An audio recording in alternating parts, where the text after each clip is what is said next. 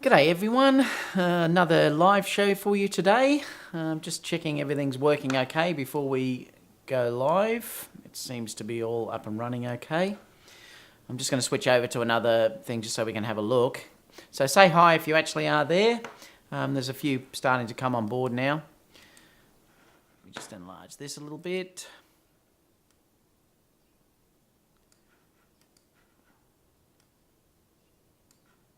Lovely. So how's your day been? Mine's been really good so far. I've done a shoot this morning. I did a cake smash, which was a lot of fun. I love doing cake smashes for first birthdays. I'm not sure whether you do that in the States and in the UK. Let me know whether that's a big thing over there, but it certainly is a big thing over here where we do cake smashes. I'll talk about that in a second though, once we come up. So we're just about ready to go. So I'm going to switch this off and then we can actually start in a second. If you're watching this a little bit later, just skip to where you see the Eisa Images logo and then we'll start the official thing there. I'm just giving people around a couple of minutes just to see, make sure everyone's on board and they know that I'm live. So let me just check the chat down here is working. I'm DeBrown's here. He said the man, the myth, the legend. Mike said, hi David, how are you? Great mate, really, really good. I am DeBrown said, when I grow up, I want to be like you. I don't blame you. I mean, look at this. Look at this package. It is amazing. Unbelievable. Tony, you're a naughty person. All right, so, and I've got a few things to talk to you today, so we're going to have a little bit of fun. There's some great news that I'm going to talk to you about in a minute anyway. So I'm going to close over to the Eisa Images sign, and then we'll start the news show from there. So I'll see you in a minute.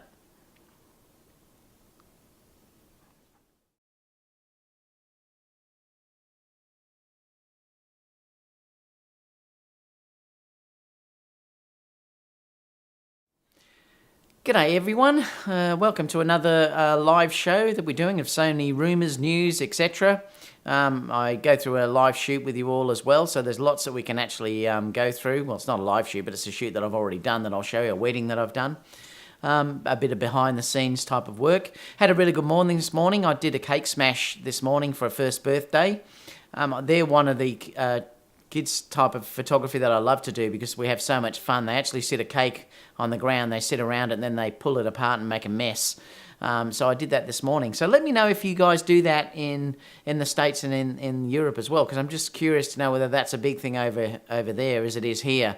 It really is a big thing here for baby's first birthday. But there's certainly a lot of fun to do. They only go for around about 15 to 20 minutes. But boy, we have some fun doing them. Probably one of my favourite shoots to do actually. So yeah, let me know if you do that. We've got I am DeBrown's here. We've got Mike in already. John here. So we've got a few now starting to log on. There's a stack now that are actually starting to log on, I've noticed. If I'm actually looking up there, I've got a big television screen behind me that I actually see all the questions and my live feed. So I just look up every so often to make sure it's all working. Yesterday I spoke for 15 minutes and didn't realise I hadn't gone live. So I laughed about it, but I've been talking to 15 minutes. People were waiting, and I wondered why no one was coming on the chat, and it was because I actually didn't go live, so it was a bit silly of me. Mike's just joined us as well. G'day, Mike. How are you, buddy? Yeah, today we're going to go through some news, obviously, like we normally do, and I've got a bit to share with you there that I can talk to you about. And like I said, we're also going to go through a shoot that I've done as well, and also we'll have a question time at the end where we can bring all your questions up. Obviously, if you're in the chat, you can talk amongst yourselves and everything like that too. And I'll, like I said, at the end, I'll go back and answer everyone's questions as well. So we'll go through it like that, and we'll see how we go. So let me switch over to the desktop because we're going to go to news, because there's some interesting things this week that have come up.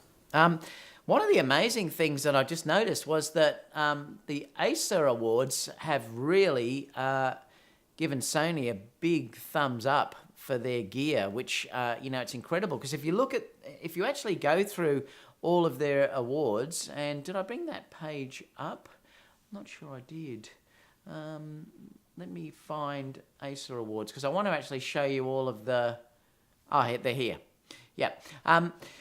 If you look at all the awards that got actually put out this year, I think Sony have probably done better than anyone else in the whole industry. So they've done fantastic in the things that they've actually been awarded. Now, if you look through, there's a stack of products that they actually give their awards to. But if you look down, you can see the ones that are Sony. The 70-200 got a professional compact lens system of 217-218, and it's the 70-200 2.8 GM Master. The next one I noticed that we had was the Sony FE 100 millimeter 2.8 STF GM. Also got an award as well. If we keep scrolling down,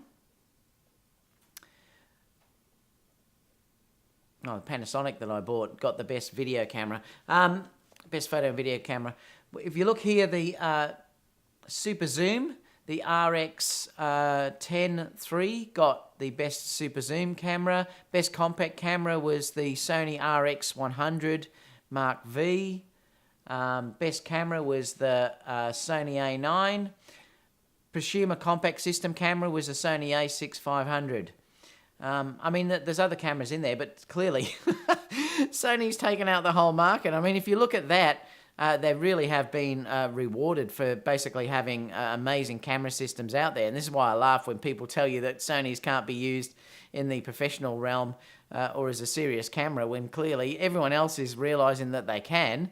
What an amazing feat for Sony. So, let me know what you think about that, guys, because I think that's a terrific response to Sony gear. I mean, it's really, really good. I mean, that they've in about 4 or 5 awards, I think, that they came up with. So have a look at that, and I've got the link for that down below, so you can have a look at that link and read it yourself. Click on each thing and see what how each thing went. But that's all available there to you as well. So yeah, let me know what you guys think about that. There's another video too here that I've put on, which is really interesting if you want to watch it. There's some stills that you can look at there, but it's the actual Sony Sensor factory when it had its earthquake in Japan. You can go through this and look at the whole thing actually happening. If you check down here, they'll have the video that actually shows it all happening, and it's no wonder they were out of not being able to produce anything for quite a while, because it was quite extensive damage. And when you see things swaying around and moving and the outside damage to the building and things, it's really interesting, and it's actually amazing that they got back up and working so fast after that. So I stuck that in there as well, that you can have a look at if you're interested in about how it affected these Sony sensors. And when you think how critical these sensors have to be in their manufacturing, it's no wonder that they were offline for a number of months. But yeah, so have a look at that video and let me know what you think about that, because I think it's really, really interesting. Another really good article that I read here too is, if you are thinking about upgrading your Sony cameras at the moment, Sony are offering this trade-in. Now, you can only do it till the end of September, so you do have to, you've got another month and a bit that you could actually do it if you want to do it. And depending on which camera you get different trade-ins. So if you get an A9, for instance, you get a 500 bonus. So you can trade in your camera, but not only that, Sony will give you a trade-in bonus as well. Now, I've read a lot of people are whinging about that the trade-ins aren't that good, but what you have to understand is too that you're also getting the bonus from Sony at the same time. So it probably works out similar to what you'd get if you sold your camera through an online place, or even through Facebook sales groups or wherever, eBay. You're going to get a similar payout if you count the Sony bonus as well as what they're giving you as the trade-in. So you've got to look at it as a whole thing when you're looking at this product that Sony have just announced. So if you were in the market to sell it, it's probably not a bad time to do it, because there's no real hassle about you trying to sell it and things like that. You'll be able to trade it in, you get your bonus, and then you can get your new camera, and you'll probably get it for similar prices all up than what you would if you were selling it through an online vendor or through a shop. So it's an interesting thing to have a look at. And this article basically tells you what's being offered, and it does also tell you that if you're doing a Sony A9, you are limited to certain cameras that you can trade in. Just like if you're just going to get an A7 series, there's certain cameras that you can actually trade in to get the thing. So you can't trade in anything, but there is a list of what you can actually trade in. But if you look at the trade up site that the link takes you to, and like I said, I've got these links on the place down below. You can see here that they're telling you basically what you'll get for each camera that's out at the moment. So basically, if you're looking at the Sony A9 is $4,499, but you're getting in a $500 trade-in, and then there's obviously no rebate because you're not getting anything. They're still selling that for the same amount at the moment. The A7R2, they're saying that with instant rebate you can get it for $2,699, and it was $2,899, and you'll get $300 trade-in on that as well. So if you are trading in one of the other cameras that are acceptable, you can. Well, that says actually any working digital interchange camera. So they're only giving you cameras if you're going to trade up to the A9, a specific list of what they'll accept. The other cameras, anything of the A7, you can trade in any digital camera that you've got. So if you had a really old one, you could trade it in. Not that you're going to get much for that, but you will get that $300 trade-in, which is probably better than what you would get if you're selling a really old camera through a store or something like that. So there's stacks of these in here that you can look at. They're saying the A7S2 is $2,499 and the A7 II is $1,499. And you'll also get a $100 trade-in on that. So obviously the more you spend, the more you'll get back for your trade-in for the camera that you're actually going to go for. So if you were thinking about getting an A9, it's probably not a bad time to do it if you were getting a decent trade-in on your camera as well as that $500 bonus. It's up to you really, I suppose, whether you think it's worthwhile to sell it privately or whether it's worthwhile to try and trade it in, because the trade-in values, you're not going to get very much. So you have to look at it from the trade-in value that you're getting as well as the bonus that you're getting and seeing if they match what you would get if you were just selling it privately. So let me know what you think about that, because I'd be curious to know whether you think that it's a good deal or not. Whether you think that it's worthwhile to sell your gear just privately and try and get a better price, or whether you think that this might be worthwhile trading your camera in and getting the bonus as well. Yeah, so let me know what you think about that. There's another bit of news too, which we've got here, which I read on DP Review, which is an interesting review, saying that they believe that smartphones will kill entry-level cameras within, I think it's 4 years. They're saying basically that they think that, 3 to 4 years from now, we will only have a market for high-end APS-C or full-frame cameras. Because obviously the point-and-shoots that you're getting, the lower-end cameras, are being replaced by mobile phones now. And I actually think that's actually happening now, because if you look at it now, you don't see many point-and-shoots out there anymore. Nearly all the time when you're out looking, even traveling or whatever, most people, if they're either carrying a high-end digital SLR or something like the A6500, something like that, mirrorless like an Olympus or Panasonic, or they're using their mobile phone. So I think this is already happening. But what they're saying is here that the quality, they think, will probably be just as good in mobile phones as it is in these point-and-shoots within 3 to 4 years. So clearly it's going to, change the market for that. And I think that's why a lot of camera manufacturers are struggling, is because they're just not selling their point-and-shoot cameras anymore like they used to. And I've got to admit that I nearly always use my mobile phone when I'm out. I very rarely take my normal cameras, like even the A6500, if I'm not doing something special, I'll just use my iPhone and I'll just be using that for photography, because for most of the time for that type of work, it's just good enough.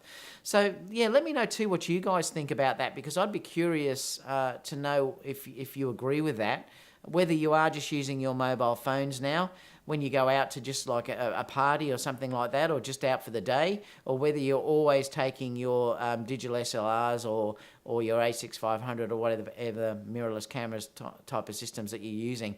So let me know about that, because I'd just be curious to know what you think about that. And you can put that in the questions down below there, and we'll have a talk about that when we go to the question part in a few minutes. So that's all I've got for news today. There's not heaps around, but at least I've given you something. So I thought what we'd do now is we'd look at the latest shoot. So I'm going to take you through something. Well, the last couple of shoots I've actually taken through, I've taken you through doing some portrait type shoots. So I thought I'd go back through a wedding shoot with you today. So let's go to that. Let me just bring this up so we can see it. And I'll just bring up rating. There we go. And let me switch over. All right, so let's go over here because I'm going to go from where I started because I just thought I wanted to talk to you about this because this is an interesting shot. Now, it's good. My actual wife, she often comes with me to do the second shooting as well, and she always takes behind the scenes shots with me as well. And this is at the beginning. And what I always like to do is sit everyone down and I like to have a chat with them and try and relax everyone before the day. And I thought this was a great shot because I could show you how I'm talking to people that are around me, and it eases people's mind about what's going to happen, and it also makes everyone much more approachable for things that I need to do by the end of the day. I think sometimes people just walk into a wedding scenario and they just immediately start shooting and there's no connection with the people there. So this was a great image that I thought I would show you that shows me trying to get that bit of a connection with people before we even start shooting. I've got down on their level and I'm just having a bit of a joke and laugh with them, and this is before I even start shooting, and I just thought it's a great way to relax people and get to know people as a human aspect rather than just coming in and doing work. So don't underestimate that type of environment where you can sit down with your clients and talk to them. And I even do this when I'm on a portrait shoot. I'll always sit down the people first and have a good chat with them before we even start shooting. And that's a really important thing, guys, that I could stress to you all, is try and get to know someone personally before you actually start shooting, because it makes it so much easier than if you just walk in and throw a camera in their face and you've got no contact or there's just no ability to talk with anyone. And this way they're relaxed straight away, and then as soon as you start shooting they're relaxed and you can just get to work. So it's an important thing to try and do if you can, to get that communication going before you actually start. But I thought I'd take you through some shots here that I've got with the bride. And again, this was shot with a couple of ice lights. Let me just open up the desk scribble and I'll show you where it's lit from. Again, I'm standing on a very high chair here to get the height, because remember, I want the bride to lift her chin up and look up at me, and that's important when you're doing this, to get them to do that, to really make her look up. It's shot with a 16 to 35 f4 lens here, and I'm on ISO 64, so it's actually quite low actually, and I'm on 1/100th of a second. The lights, if you look, are coming over here. So I had my two assistants. There was one assistant holding an ice light just off the camera outside here, and the ice lights are the long lights that you see, and you see that is giving that fill light through here. And I had another one just off camera from this side, but it was just giving a little bit of fill through this section. And they had not grids, they had the barn doors on them to stop the light spill from going anywhere else. So these were lit totally just with ice light. And now if you haven't got ice light, you could do this with something like a window. Sit them in front of a window so they're getting natural light. And sometimes I do that if there's enough area to work with as well. And from that same shoot, I just moved location and just sat down level with the bride, and then I got her looking up. I just told her to look up at my assistant who was holding that ice light off camera over in that area there with the barn doors sitting on, and it's just given that lovely fill that you can sort of just see through here. I often love them not looking at me. I'd love them to be natural, and I do often try and shoot a little bit journalistic and have them looking away and just talking and having a bit of fun. So they're images that I just love to photograph them being natural and trying to make them smile and just laugh and playing around with them and having a bit of fun. Another image here that you can look at, you can sort of see me down low down here. I do like shooting down low when I'm shooting brides like this. If the bride was a little bit fuller, a little bit more of a larger frame, I'd then tend to move up and I'd get on a ladder and shoot up to extend her neck a little bit up. And you've got to be careful that when you're doing that if you are dealing with a larger frame woman, or even a larger frame guy, you wouldn't want to get down low. It's okay to get down low. She's very, very slim and she has a lovely thin body. But if she didn't, you'd want to get up fairly high, because you do not want a larger frame woman to be pulling her chin down like this. You want her to be lifting her chin away and up. That's why you would stand up very high and then point your camera down. Make sure that she's lifting away and turning her shoulders. You can even see here, if you're looking at it, that even though she is slim, that I still get her to turn her one shoulder towards me and one shoulder away. So that's important to do that. try not to get a female to be too front on to the camera. Always get them to stand a little bit on the side. And again, she's just holding her flowers down, and I'm naturally lighting this. Actually, no, there were some ice lights, I think, that were used in here. I use ice lights a lot indoors. I don't tend to use flash too much. I tend to use the consistent light indoors for doing this type of work, and I usually use ice lights or neo rotor lights, something like that. But I love the lights that the ice light gives me. It's very, very soft, like window light. And you can see if I look on the next one, it's not the exact same shot, but it's from the same location. I'm doing the same thing. There's two different versions of this where, actually there's three different versions of this. I wasn't sure which one I actually like to give to them, but you know, there's that one there, and then you can see I've even gone into black and white to give a different approach. Now, when we were shooting outside, it was a bit of a dull day, and there was no light coming in, and I can show you this on the image here. I always like to get the brides doing something with their perfume, to have a bit of fun playing around with their perfume and things like that. But because it was such flat lighting, I knew when I was doing this that I was going to edit this later on in Photoshop to give it more of a striking type look. And you can see that this is totally natural lit, by the way. There's no flash being used here. It is actually naturally lit from the... it wasn't actually... If you look down the bottom, you can see here that it's very bright down the bottom down here. It was actually in full sun in that area because this was around about midday, and I didn't want to shoot her in the sun, so I stood her in the shade, so naturally it's very flat.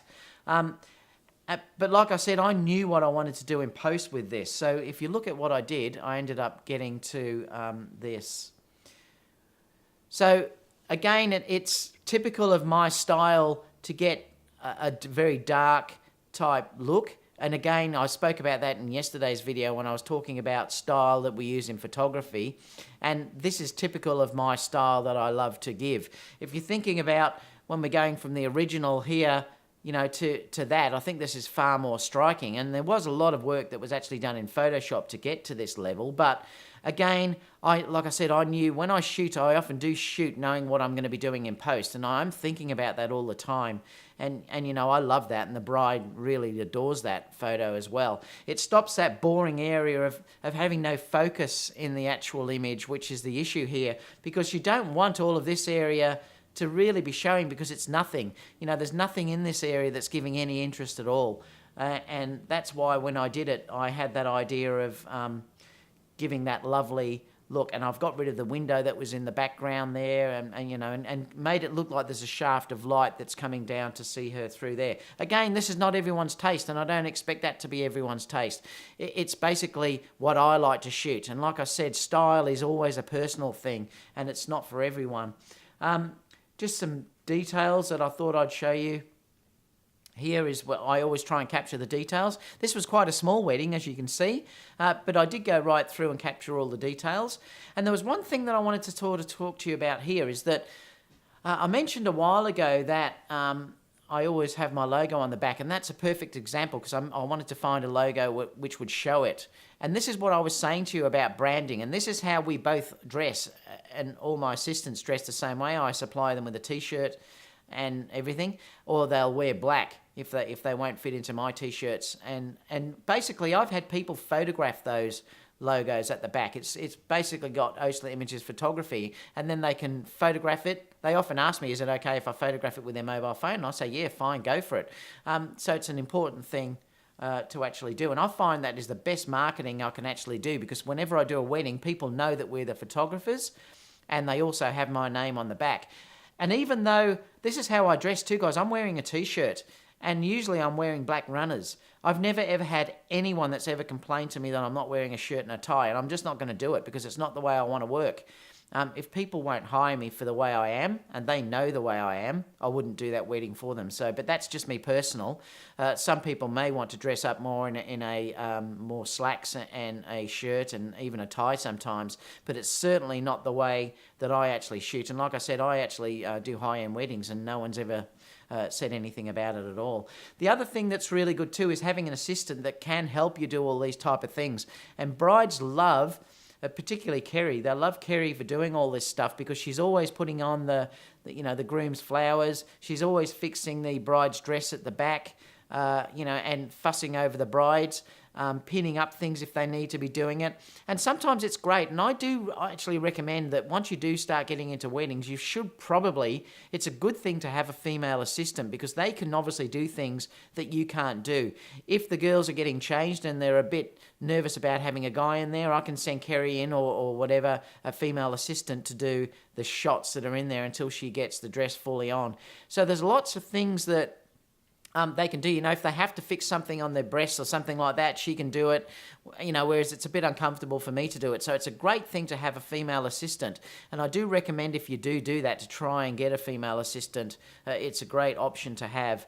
Another one you can see here, I love doing these sort of poses, which this was just in the back room before the reception, and we had a bit of fun with the guys where I made them look like they're sort of an old English gentleman. And it matched that look of the area that they were actually in. And again, if we're looking at the shot here, just have them sort of leaning against something. Guys love to have something to lean on, and if you had it, guys can often be very, very uncomfortable. But if you give them something to actually do with their hands, they're usually quite relaxed. And you can see here that he's just using an umbrella, which has given him, he's relaxed immediately the second that he got it. The next one here, they're leaning on that bit of a shelf there. So again, they're just doing something with their hands, and I just told them to put their hands sort of just on the hip, just like they're talking. They're leaning into one another and just chatting, like having a good time. So, it's just something that I always like to do when I'm dealing with grooms. Again, here you can just see a bride. I love doing this with brides where I'm actually leaning her onto the wall. And you can tell them, this is a great pose too, guys, if you're learning, that you basically tell them to lean into the wall here and then push their hips out that way. And so then you're getting this gap that's sitting through here, and that makes them look lovely. It gives them a lovely shape to their body. And again, it's just a lovely look. So just be conscious of that when you're dealing with it, that just lean your shoulder just gently against that wall and then push your hip away, and then you'll get that lovely shape that's sort of sitting inside the thing there. And then we have ones here where I've just brought the bride and groom together. Again, I always like them touching each other, and you've just got to make sure, this is one thing you'll learn as you're doing this a lot, just make sure their hands always look relaxed. If their hands are clamped like this, it spoils the whole photo. So you really do have to try and give this really relaxed look. And as long as their hands are open and really very gentle on their faces, it will always look like a nice photo. Again, guys, don't forget the guy as well. He's more full on at the back, if you notice. He's leaning right against the wall, and that's okay for a guy. I've just got him to tilt his head just a little bit towards me. And these were all lit by a flash that was sitting outside out here, that was just outside the frame. It was the Profoto, and you'll see that flash setup later. It was the Profoto B1 with a 2-foot octa with a grid on it so that it hasn't lit up everywhere all over the place. And that's how this was lit. We'll go to the next one. Again, don't forget the guys. Two guys, like leaning them in. I usually ask them to give me a bit of attitude because I love that type of look when you're dealing with these shoots. Get them to, sort of give you the I call them the blue steel look. And they're always fun ways of shooting with guys, and they usually will respond to it when you actually say that, if you say, give me a bit of attitude. And I love that serious type look. Again, I had the bride that sat in this aisle, and she's had, because it was so dark in there, I thought I'd put her flash behind her. So she's actually got one from behind her, and she's got a flash in the front as well. And you can see the spill from the flash behind her at the back there, but it just gives her that little bit of separation in this shot. I then took them outside, and I stood them in this area where it was lovely backlit sort of from the vines that were in the front, and I just love the way they appear out of this. And again, I just got them to hold hands just gently there as well. And I love that shot, and they got that blown into a big photo, a big frame photo, so it's just beautiful. Again, just doing group shots, try and make them as relaxed as you can. I mean, you have to go through these formal group shots. There's not much more I can say about that, but try and make them relaxed. I usually have a bit of fun with them as well. Now, this is an interesting one to show you so you can see how I'm actually going on here. My assistant actually was just outside the back over here. So I only had Kerry here for this one, and she's actually outside here firing a flash just to give a little bit of fill from that background on that side. So because I was working that way, and oh no, actually what was happening here, my assistant was shooting the other people from the wedding over the other side of the ground. So she was doing stuff. We were very limited in time. So she was in another section taking photos. So I just asked the groomie if he'd hold the flash unit here. And I don't think this was the Pro Photo actually. I think this might have been, yeah, it's not, it's the Jimbai. So this is the Jimbai unit that I'm actually using here. So you can see he's standing back, and this is the beauty of having a 500 watt system. They can get a fair way from the bride or your model. If I was using something like the 200 or on camera flash, I'd have to be very close. And the results that I actually got from this, it's that image there when you're looking at it, which I love. And I have retouched this again later, and I've got rid of that Hasium sign, that danger sign. That's been taken out of these images as well. A couple here too are just the bride and groom standing in the corner looking into each other. Again, it gives that nice relaxing feel about it.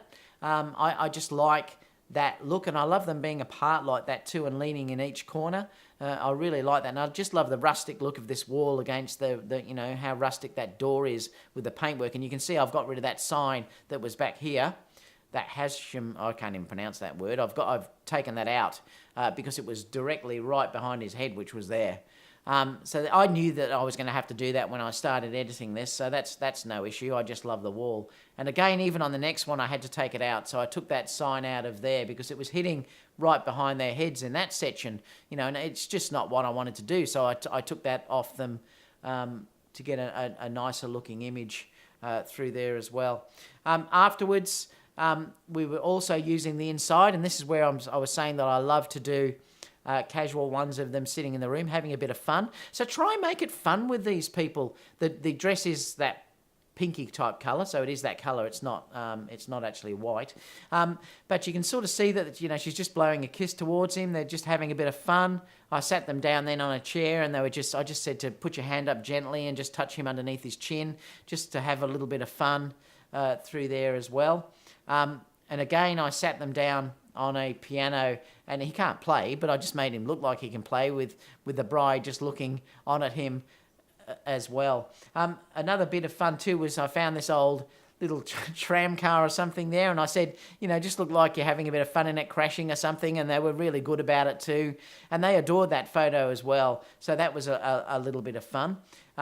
Again, walking across a bridge. This was naturally backlit from the sun behind them, so that's how come you're getting all of this separation that's on their hair. If you didn't have that separation, they would be lost in that background. So again, consider that when you're shooting, guys, that you always have to have that separation to separate the couple from the background. They were lit from the front though with a flash, so that's what's given them the fill actually from the front walking. And this is another one where they're also just holding hands and walking across the bridge as well. And this one here, I just sort of put them between two lights and shot them with the 85 1.8 Batis and just basically asked them to kiss. So it's just a nice romantic image just before they actually went into the reception. And we also took them down to the bridge, down just at the bottom of where the reception was. And again, this was backlit. So this had a flash that was behind them. So it was your normal off-camera flash just behind them pointing up, so it gave them that separation that you can see around their hair. Otherwise, they would have again been totally lost in this area here. So like I said, you always have to consider that separation when you're shooting bride and grooms, and I did have a flash at the front to fill them in as well. Again, I adjusted for the ambient exposure first because I didn't want to lose the sky and the detail in the bridge and the trees and everything else, and then I added the fill in a little bit later on. So that's a shoot that I wanted to show you guys because I thought I haven't showed you a wedding one for a while. So let's go over to questions because I want to go to the live chat and we'll have a look. So if you've got any questions, guys, put them up now because I'm going to bring them up. Let me just see if I can go over here and bring this over so we can see them. Lovely. All right, so let's have a look what people are saying. I am to Brown said when he grows up he wants to be like me. And that's when I said, why wouldn't you want to be like this? Because look at this package, seriously. You're a very naughty boy. So I'm Demand said, not a lot of cake smashers here in the States. So that's interesting. So I was talking about this at the beginning. If you've joined a bit later, we do these cake smashers here in Australia. And I'm going to bring one up so I can actually show you. Let me show you one. I'll see if I can find one because they're so much fun to do. Because it might be something you guys want to actually push.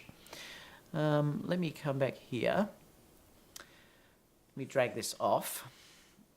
And let me see what I can find. See if I can find one.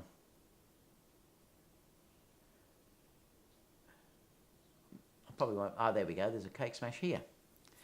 So these are the type of things that we'll do. We have a setup, and I do this in my studio. I've got a fake floor.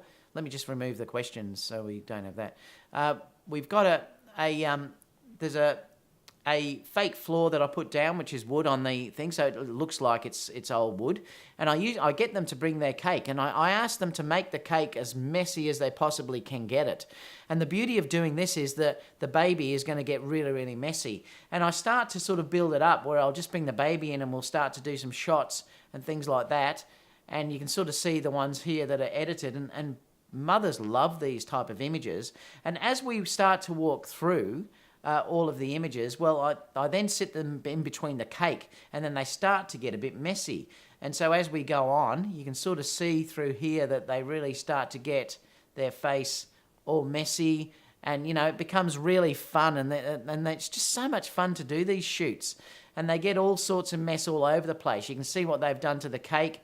And then I've bought this little bath that we do afterwards that I sit him in, or sit the child in, and they go through and have a little bath in the area as well. And I love doing these. These are so much fun. So why not think about doing this, guys? It might be a niche if America doesn't do this much. It might be that you can offer to do one for free just to get some samples of doing this and then start advertising. And it might be a good niche that you can get into to build yourself some work that no one else is doing. So yeah, have a think about it, because it could be something that you know, is worthwhile to actually do. So let's go back to this again, and we'll bring up questions now that I've showed you how that works. Not a lot of cake smashers here in the States, so I've just showed you what that is. What else have we got? I'm not sure. Talia, I can't pronounce the other name, said the award for the A6000, I got that a month ago. I know I love that camera. I really do love the A6500, and I'm not surprised that got an award at all. Can't wait for the A7 III. I mentioned before that I think the A7 III is going to be announced sometime later this year, but I don't think we're going to see it until early next year. So you're going to be waiting a while yet before it's actually released. But they're clearly going to do something. It's just a matter of time. The other thing too is, if you think about it, as soon as a company starts offering big rebates for their gear, there's probably other cameras that are just around the corner. So that's another thing to consider. What else have we got?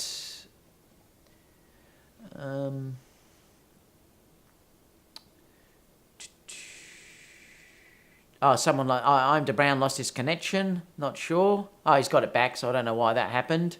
John Webber said the trade-ins aren't tempting, but there is such great new stuff around the corner with the Exmos RS sensor in the new models. Yeah, and there will be. And this is the thing that you've got to think about. Will I trade in now and get probably older technology, or am I better off waiting to get the new camera that will be released? To be honest, I think I wouldn't be buying the A7S II now particularly. I think that camera now is really dated, and I'd get the A6500 over that camera. I'd always get the A6500 over the A7S II. The only reason why you would buy the A7S II is if you're working in blackness, but not many people are doing that. There's very few people need the A7S II. Remember, you can always bring light in, and you can easily shoot up to 6400 ISO on the A6500. So that should be ample for what you're going to use. The A7R II for me is still relative, and I'm not going to sell my camera even if there's a new model release, because I'm comfortable with that camera. I love the A9, but you still can't beat the A7R2 files. They are still a step above what the A9 can give me. They're close, but they're still a bit different in the resolution, and the dynamic range is slightly better in the A7R2. It is hard, though, to be honest. Once you're using the A9, it's very hard to go back and shoot the other cameras, because the ergonomics of that camera, the battery of that camera, the focusing on that camera is insane, and it is hard to go back to the other cameras. But like I said, in weddings, I'm still going to be using my A7R2 to do the formal portraits, because I want the best quality I can get with those images. But I don't need 70 megapixels, which probably is what the new A9R or whatever it's going to be is going to be. So I don't need that amount of megapixels. So for me, I'm happy using the A7R2. What else have we got? Mike said mobile phones replace entry-level cameras. Yeah, and I think they will over time, that's for sure. John said I unloaded a D800. Okay, so you unloaded a D800. Just let me have a quick drink. So he's sold a D800 and a bunch of 2.8 glass through Amazon. It went real smooth, so that's good. What are you going to buy, John? Mike said, always have my A6500 with me, mostly with the Sigma 14 31.4. Great lens, great combo there.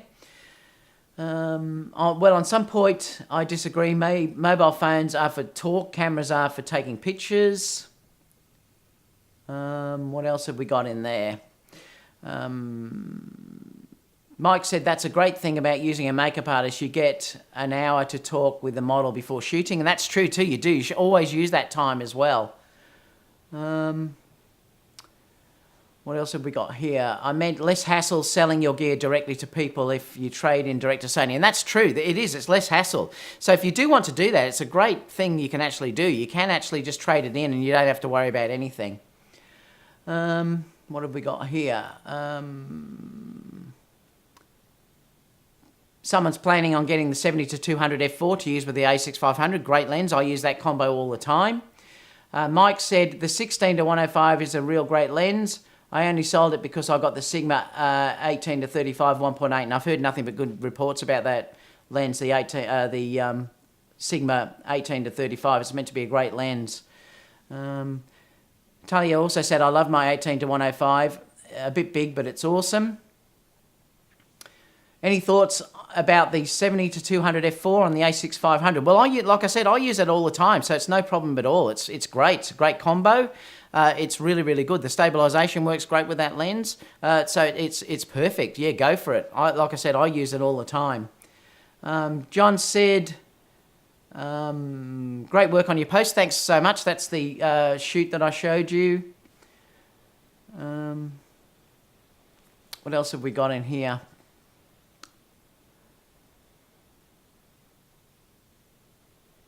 So they're saying, I think this asked what sort of RAID I use. Well, I do use RAIDs. I'm using the Promise. I've got the Promise Pegasus 4, and I've got 2 of them with 4 drives in each one. So yeah, I've got a lot of backup, and I have to make sure that I always back everything up. And I also back up off-site as well. So I've always got stacks of backup there as well. What else have we got? John said a lot of thin people in that wedding. They were all very fit, weren't they, John? That's funny. Kieran said, hey, David, remember me? Haven't been here for a few weeks, was back in England. Of course, mate. Good to see you back. Also, are you subscribed to National Geographic? Very random question. No, I'm not actually. I'm not subscribed to National Geographic at all.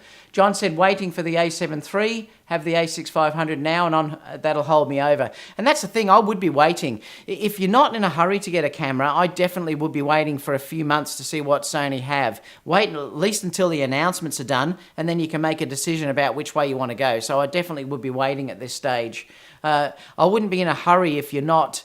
If you don't need something for work right now, I definitely would wait, at least see if they have an A7R3 or whether the A7R2 or A9S or whatever is released as well. I mean, there could even be a new A6500, like an A6700 or something. So yeah, I just wait around the corner just to see. And like I said, it's a bit suspicious when Sony start offering big discounts like this, that there's something around the corner. John's said, someone said, hold on to the A6500. Yep. Kieran said, what's your least favourite part about photography?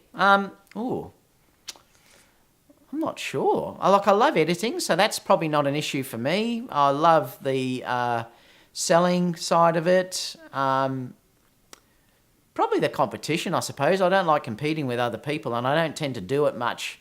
But that's probably the only thing that I don't like about it. I think sometimes we're too stuck on gear wars and things like that, which I hate.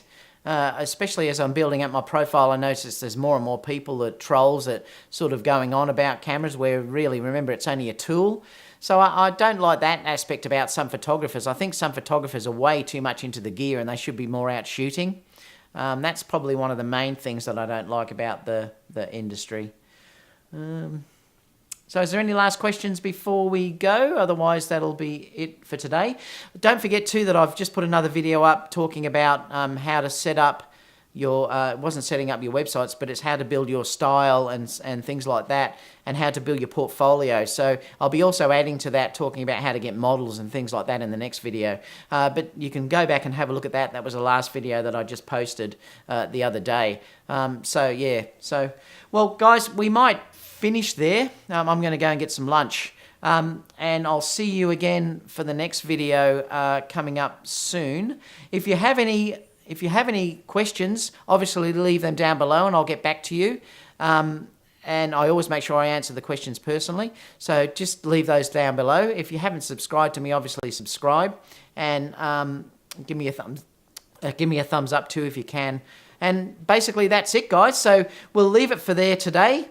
And I'll see you again for the next video coming up soon. There's one more question coming up. Will you do some Lightroom training? Yes, I will at some point. I'll definitely take people through Lightroom and Photoshop training as we go on as well. There's stacks that I want to do. I also want to show people like the editing in Final Cut Pro. There's stacks I want to be showing you guys over the coming weeks. Oh, thanks so much, Tony. Just made a donation to me. Really appreciate that. Thank you so much. It means a lot to me that you guys are enjoying what I'm doing. All right, guys. Well, we'll call it a day, and I'll see you all again soon for the next video. So, g'day from down under.